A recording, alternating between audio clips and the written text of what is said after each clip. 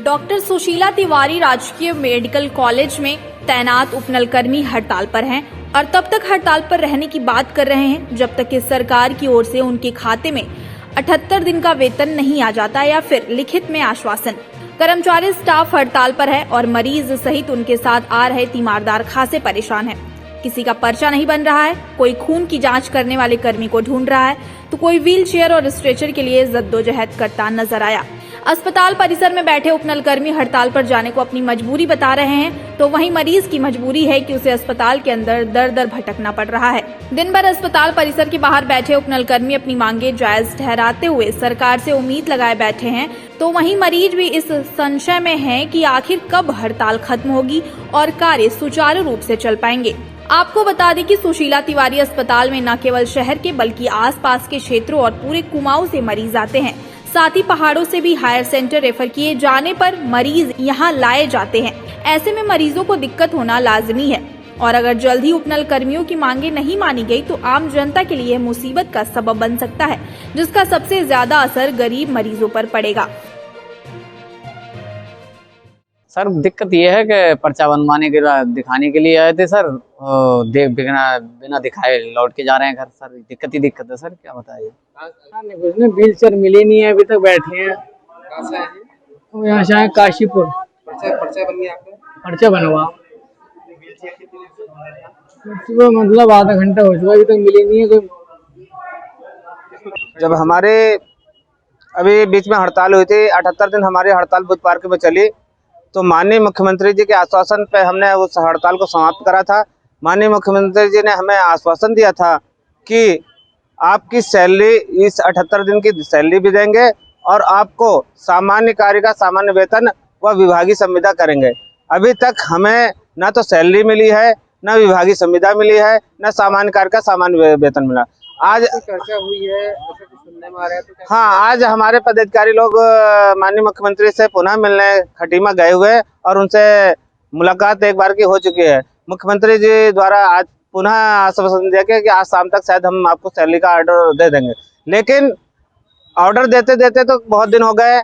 विगत मतलब 40 दिन तो हमें हड़ताल समाप्त करते हुए हो गए, लेकिन अभी तक हमें ना सैलरी मिली है, ना हमें कोई कार्य मिला है और सिर्फ आश्वासन से काम तो चलने वाला नहीं। हम ये इस बार हमने तय कर रखा है कि जब तक हमें सैलरी दे देंगे जब ही हम उठेंगे। सबसे ज्यादा सुशीला तिवारी में सारा उपनल का स्टाफ ही काम करता है। उपनल के स्टाफ के जरिए ही सुशीला तिवारी हॉस्पिटल चल रहा है और सुशीला तिवारी के कर्मचारी ही, उपनल के जो कर्मचारी जो सुशीला तिवारी में कार्यरत हैं वही यहाँ पर काम को सबसे ज्यादा करते हैं। हमारे काम पर न होने से मरीजों को काफी दिक्कत परेशानी हो रही है। ओपीडीओ में काफी भीड़ लगी है, मरीजों का नंबर देर से आ रहा है, ओटियां बंद हो रही हैं। हम भी नहीं चाहते हैं, टेस्ट बंद कर दीजिए, हम भी नहीं चाहते हैं कि मरीजों को परेशानी हो। इसलिए मैं मुख्यमंत्री से हाथ जोड़कर विनम्र निवेदन करना चाहती हूँ कि सर हमारी सैलरी जल्दी से जल्दी रिलीज कराए ताकि आम जनता को जो परेशानी हो रही है उसका सामना आम जनता को ना करना पड़े। मैं ये सबसे पहले हम इस बात का दुख है हमें कि यहाँ की जनता को परेशानियाँ हो रही हैं। हम हड़ताल करना हमारी मजबूरी नहीं है, हम इसी समझौते पे आए थे। मुख्यमंत्री जी के जो बात उन्होंने कही थी वो एकमात्र समझौता हमारा ये था कि हम जनता की सेवा कर पाएँ। जनता बहुत परेशान हो रही थी, लेकिन हमारी इन्हीं बातों का नाजायज़ फ़ायदा उठा के आज हमें बार बार धोखा दिया गया है। धोखा ये जो राजनीतिक दल हैं, हमारे माननीय मुख्यमंत्री स्वास्थ्य मंत्री महोदय, इन लोगों ने सारा काम कर दिया है ऊपर से और यहाँ लेटर भी भेज दिया गया कि इन कर्मचारी को 78 दिन का पैसा दिया जाए। लेकिन प्रशासन और देहरादून प्रशासन जो सचिव लॉबी है, ये हमारे साथ बारंबार खिलवाड़ कर रहे हैं, जिसका नतीजा जनता को भी भुगतना पड़ रहा है। जनता यहाँ जहाँ पर्चे में 4 कर्मचारी रहते थे, आज 1 कर्मचारी पर्चा बना रहा है, वो पर्चा कट रहा है।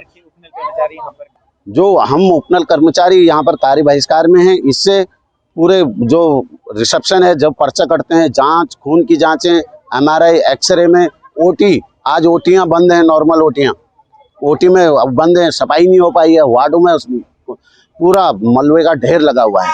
इतनी बड़ी समस्याएं, इतनी दिक्कतें आ रही हैं, उसके बाद भी ना हमारा प्रशासन सुन रहा है, ना हमारा वहाँ ये राज्य सरकार सुन रही है। इनके द्वारा बहुत धोखा दिया गया है सर, हम लोगों के साथ बहुत बड़ा धोखा किया गया। मरीजों के साथ हमें पूरी संप्रति है, लेकिन हम लोग भी हमें बार बार मजबूर किया जाता है।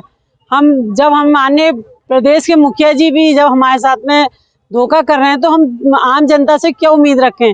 उन्होंने ये कहा था कि जब हमारा आंदोलन खत्म कराया था तुम्हें 78 दिन की सैलरी भी दी जाएगी और तुम्हारे मामला कैबिनेट में रखा जाएगा, जो तुम्हारी मांग है वो हम 2 मांगों में से 1 मांग तो पूरी करेंगे। उनके आश्वासन पे प्रदेश के मुखिया पे हमें इतना भरोसा था, युवा मुख्यमंत्री हैं, हमेशा उनका एक बात में सुनती थी टीवी पे या कहीं भी स्लोगन होता था कि उत्तराखंड को नंबर 1 बनाना है। कैसे बनाएंगे माननीय मुख्यमंत्री जी नंबर 1?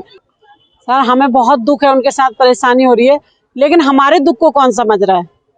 हम जो 4 महीने से बिना वेतन के काम मतलब बैठे हैं, जो किराए में मकान में रह रहे हैं, उनका मतलब मकान मालिकों ने घरों में ताला लगा दिया है, वो सड़कों पे बैठे हैं, उनकी दुविधा को कौन देख रहा है?